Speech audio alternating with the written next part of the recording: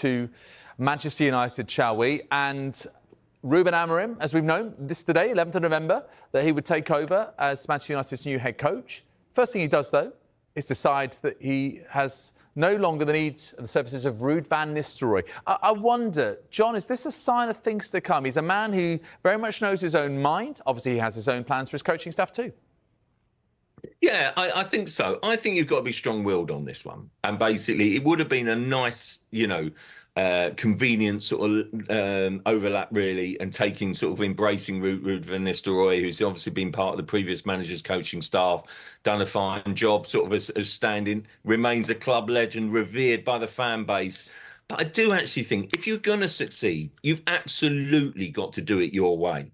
And therefore, I think it marks a sort of a point in time of the new man's, regime, and it's Ruben Amorim, to me, being embraced there by sort of, the United hierarchy and on his arrival is just, taking it and saying that actually I want to do it my way. I think it's well known at Sporting that he does have a sort of a band of coaches around him and he wants to do it a certain way.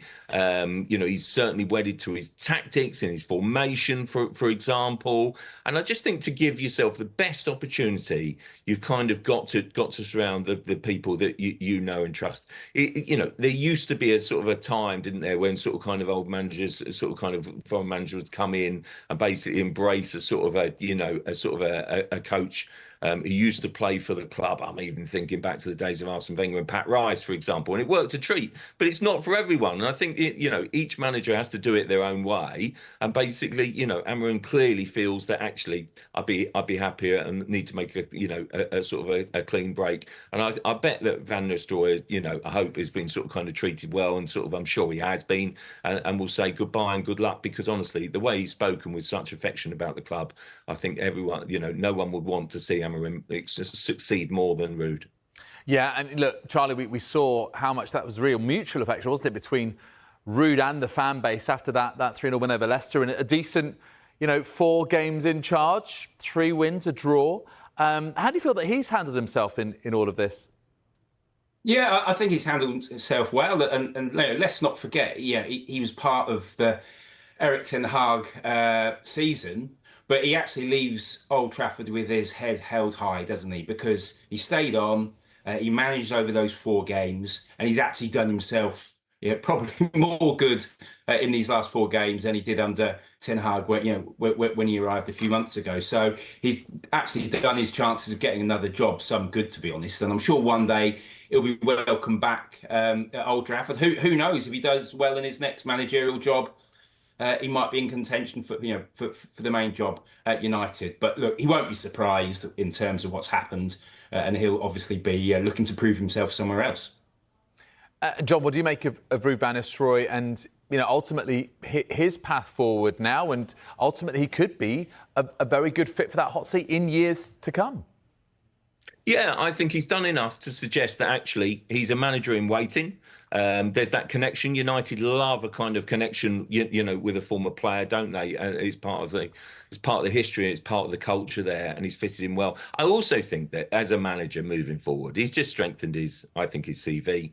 He's said to other clubs as well that actually we'd be happy to take you. We really would. We respect what you've done there. I think he's worked well with the players. He's connected with the fans. He just gets it, and I think that basically, there's a really good manager in there. And I think if it's not United straight away, then I do think he could work easily somewhere else and do another good job.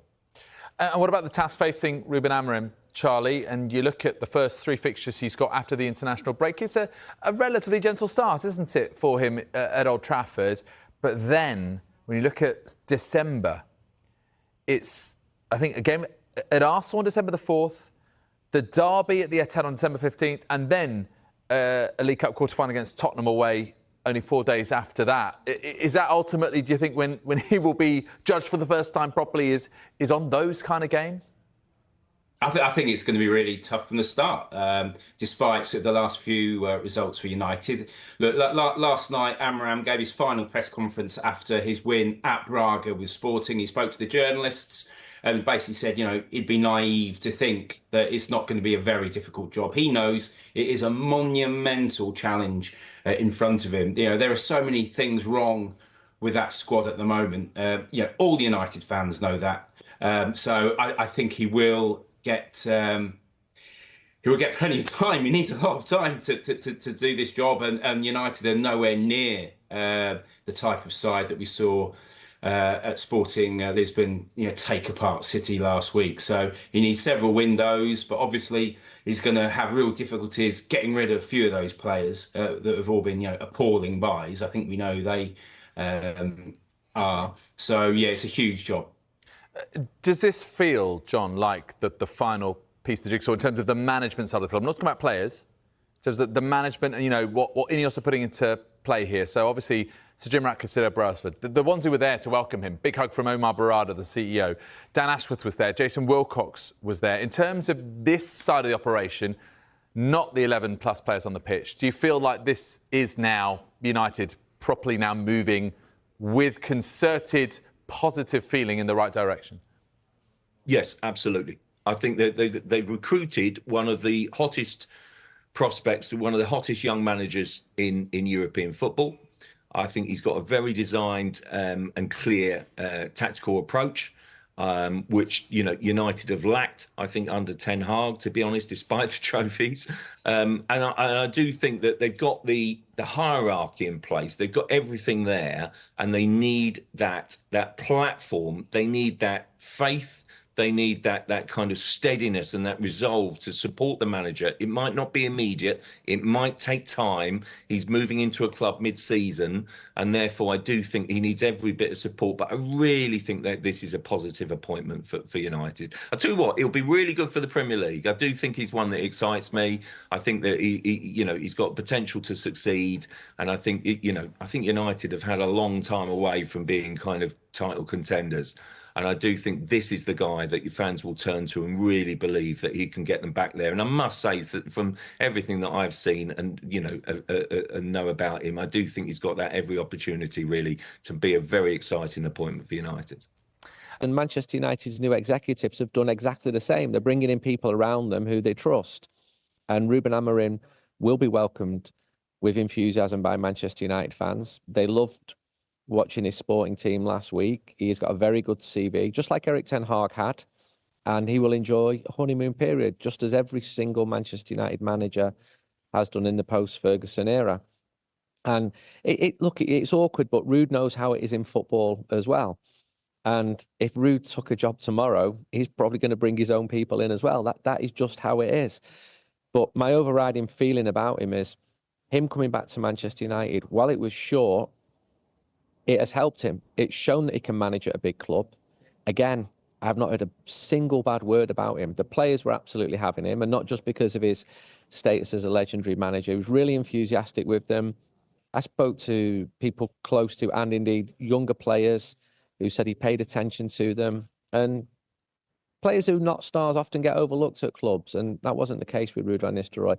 And in my own dealings with him as a journalist, he wrote the foreword to my new book. I saw him yesterday. He gave me a big hug. I don't know whether that was, that's it, I'm going now. And it's far more important than me that he will be saying goodbye to at Manchester United. But everybody there was, I won't say emotional, but sad that he's going. And when my wife saw the picture, she said, well, any chance I can hug him as well, because he looks fantastic.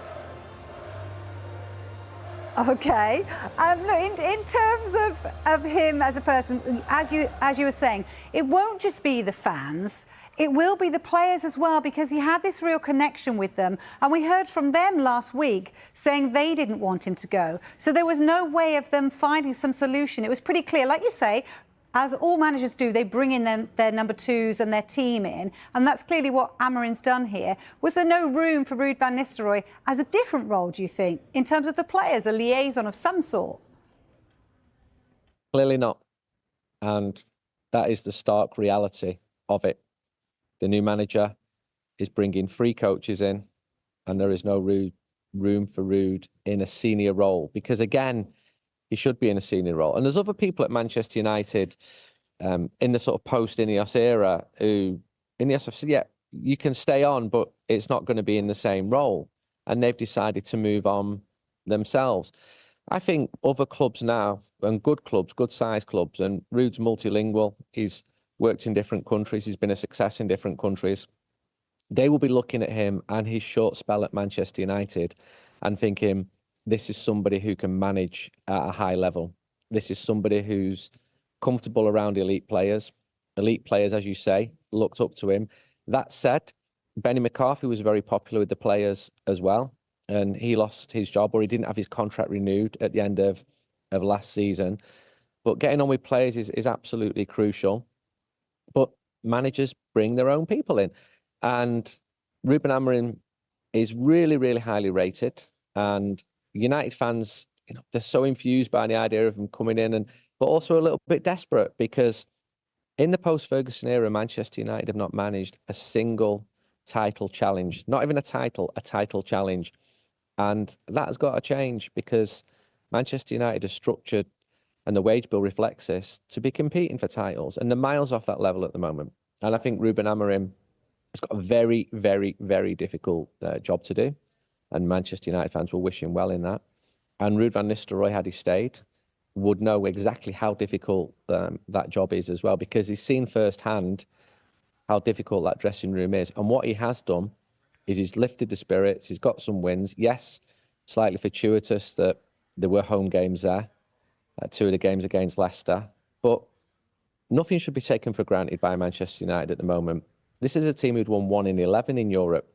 So the win against PAOK in the Europa League the other night, it was deserved, and he's brought discipline. And in terms of there's defensive clean sheets there, you've seen Casemiro, who I spoke to after the game yesterday. He was glowing about Ruud van Nistelrooy.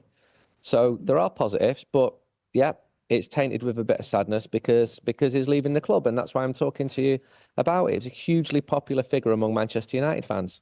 Yep, and that's what Amorim will want to be as well, won't he? He will want to be a hugely popular figure. He's got this lovely aura about him. He's certainly great in press conferences. We've seen that already at Sporting. If there was one thing that needed to be top of his in tray, Andy, and you're going to have to tell us briefly, what would it be?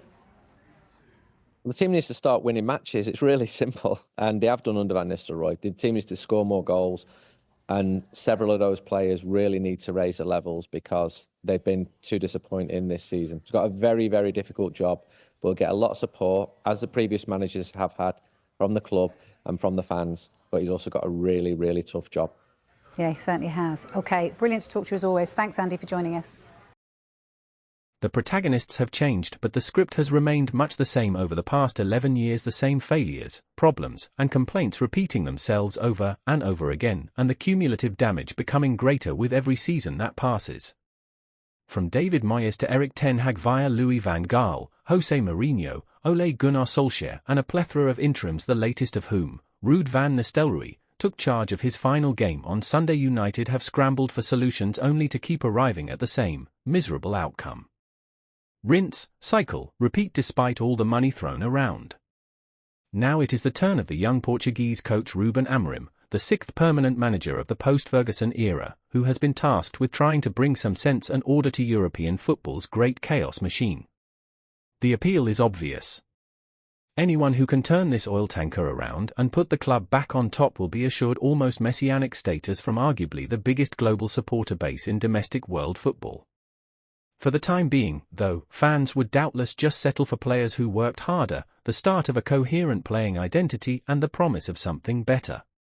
Some United fans got themselves very excited by the sight of Amorim's Sporting beating Manchester City 4-1 on Tuesday, but that was a team built in the 39-year-old Portuguese's design over 4.5 years, and which has benefited from consistently smart recruitment. At Old Trafford, Amorim is taking over a club who have finished, on average, 22 points behind the Premier League champions over the previous 11 campaigns, the equivalent of 7 wins per season, and who are currently 13 points behind leaders Liverpool after 11 matches.